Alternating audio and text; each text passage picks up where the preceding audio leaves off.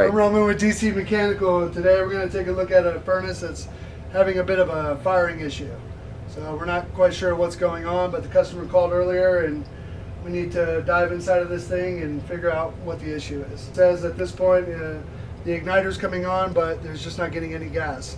So we'll open this sucker up and get inside and see what the problem is. Got a gas valve problem. Actually, we don't know what the problem is. We figure out whether the gas valve is bad, which is what I was suspect of yesterday, but we went through the motions to kind of see how that came to be. So we're going to check for voltage, we're going to check for gas, and all that other stuff, and that'll kind of give you an idea of what's going on. So first thing we do is we give the unit power, make sure that it's on. Let's get over here and grab my little doohickeys and jump the furnace out in heat. Taking one over to red, the other one over to white, or 24 volts and heat for a jumped out heat call. We'll turn on the power.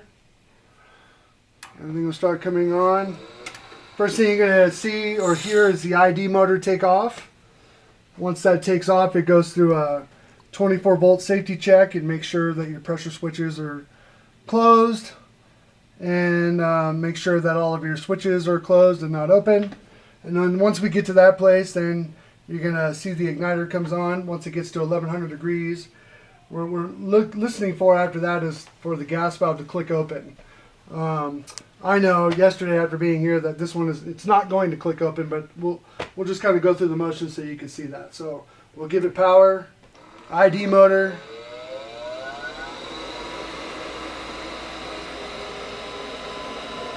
It's going through its safety check. Switches are closed. 10 or 15 seconds or so. You hear that click, here comes the igniter. We should give it gas. ID motor. Sequence of fire is what it's called. Little click.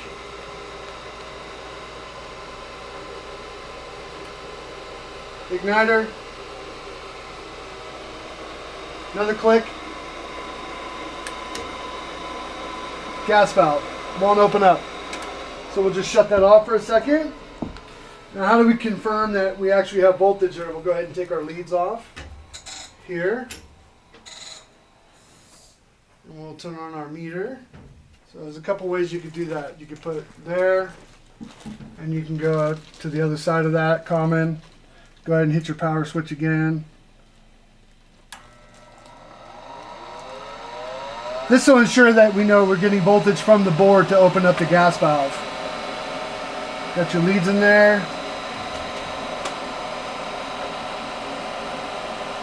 And when you hear that click, you'll see the voltage jump up to about 26 volts.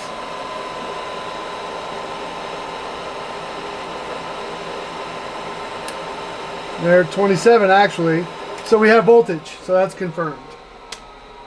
That's one neat little tool you can use to figure out whether you actually even have power there or not. The other way we could do that is check, make sure we have gas. So we'll do incoming gas. Open up the bottom, the inlet valve here. A little bit, not all the way. Grab our manometer.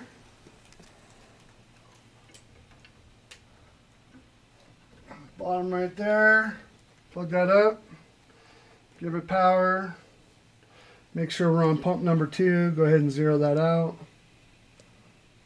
open up the valve, 6.24 pounds of pressure, seems a little low, should be at like around 7 pounds, but that should be enough to be able to pass through and give this thing gas so that it fires off. So right now we're at 6.2. And they could be using a fireplace or something at this point. Who knows? But let's not worry about that. Or their second unit. Or the second unit, yeah. They could have a number of things going on in the house right now. So we'll go ahead and zero that out anyway. Then we'll close that off, unplug it.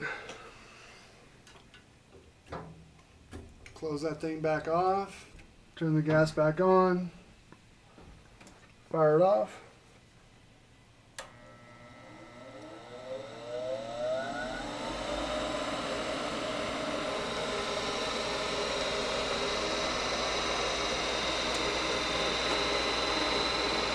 Watch that igniter come on here in a second.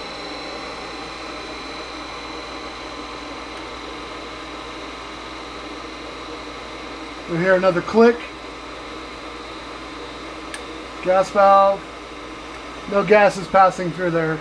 That's why the igniter is shutting off. So we'll kill the power. Pull this off, and now we've confirmed that the gas valve is not opening and we need to replace the gas valve. So we'll shut the gas off, pull the leads, and it just so happens that I happen to have another gas valve. Does this turn off by itself? No, there's a power button. All the way on the bottom, or that's it right there. Another way. We're going to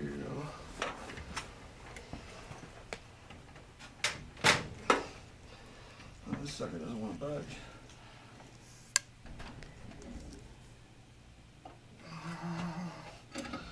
Here we go then.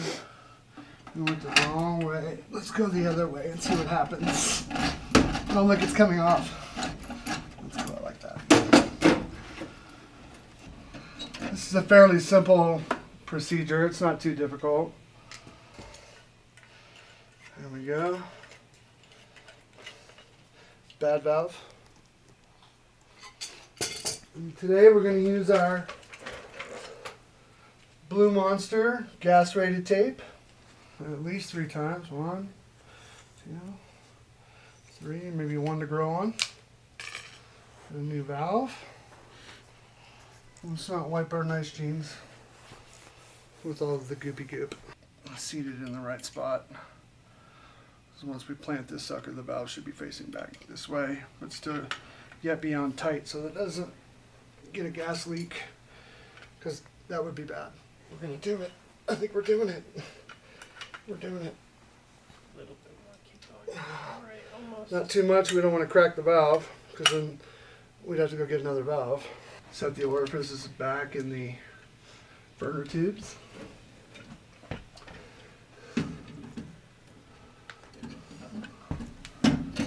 Do this. Yeah, you do that. I'll do this one. Yep, you do that one. I'll do this one. That one. And the last one. All good? Okay. Let's go ahead and clean this pipe out a little bit. That's probably why the other one got clogged. Again, make sure it's tight. You don't want that leaking in someone's cabinet. That's pretty good. A little more of that tapage.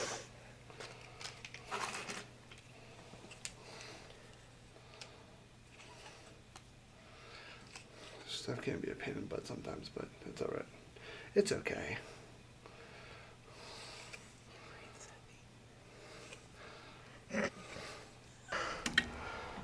Turn the gas valve on. That's kind of important if you want to be gas to come through. That's kind of important. Jess went to go grab some soap bubbles so we can verify that there's no leaks before we get going on this too crazy. So we'll put the flux on, bleed it off a little bit.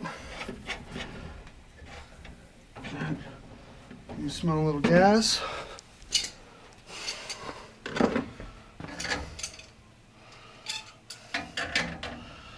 Tighten that down.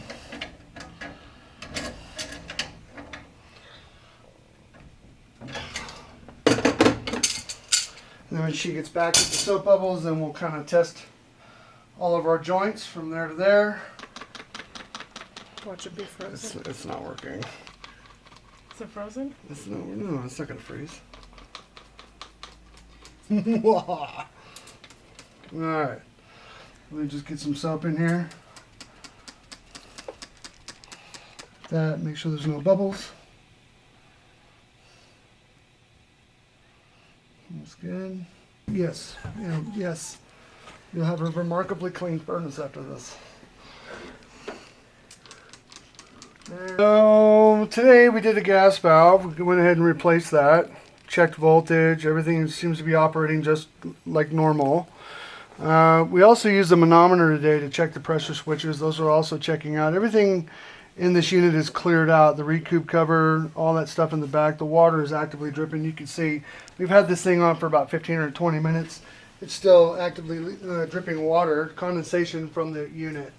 So we have test fired this thing a few times over just to make sure, but we're going to go ahead and do it one more time just so there's no question. Whoop, if I can get those to stick on there.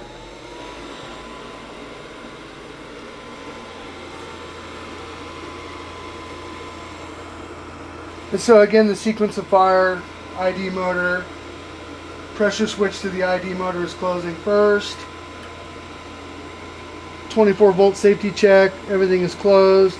There goes the igniter. Gas valve clicked open, now we have gas. Over to the flame sensor, which is now sending microamps back down to the board, telling the board we now have flame. Let's go ahead and turn on the fan. And that's your basic sequence of fire. So, pretty successful today. Kind of happy about that. That's always good. Nice little furnace, up and running. So we'll go ahead and pull off our alligator clips so we don't cook the customer. Now, with that being said, if there's one thing that we like to do at DC Mechanical, it's pride ourselves in being honest. So I'll have to admit the gas valve was a kind of a iffy situation, even after calling a couple of other service techs to get some advice. Everybody's still kind of stumped as to what's going on. Because at this point, with this particular furnace, everything as far as voltage and being clean is all checking out, but yet we were having some intermittent fire problems. Since then, we've been able to cycle this unit off and on about 10 or 15 different times while we've kind of been on commercial break or whatever you want to call it. And then after calling a few other service techs that I've known in the business for quite a while, you know, they've all pretty much, everybody's kind of stumped at this point. So we are operating, we are working today. Which is important because it's getting really kind of cold out here in Colorado. Fortunately, the customer has another furnace and a fireplace, but we don't always just want to rely on that. So everybody likes to have their equipment up and running. Today they got a new gas valve. So we're just going to kind of leave this furnace like where it's at the moment, and I don't want to say pray for the best, but we're just going to kind of leave this furnace where it's at, make sure it's continuing to operate in the near future without any hiccups, and if all is said and good and done, then we could talk about billing later on down the road. Up until that point, I think we're just going to kind of leave it where it's at. So thanks, and hope you enjoy the video.